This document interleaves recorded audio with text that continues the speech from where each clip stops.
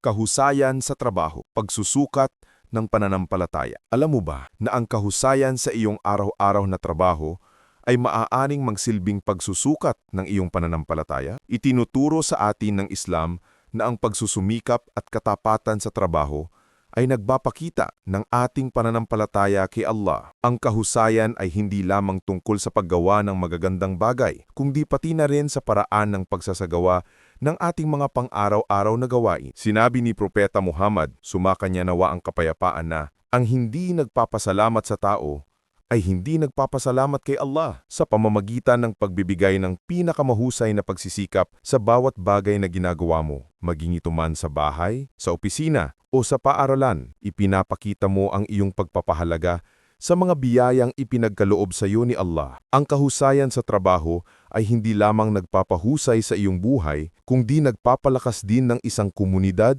na nakabatay sa panananggutan. Ang paggawa at pagpapabuti sa bawat sandali ay ginagawang isang patuloy na pagsamba ang iyong buhay. At kapag ang isang Muslim ay gumagawa ng mahusay sa kanyang trabaho, ginagawa niya ito bilang pagsunod kay Allah.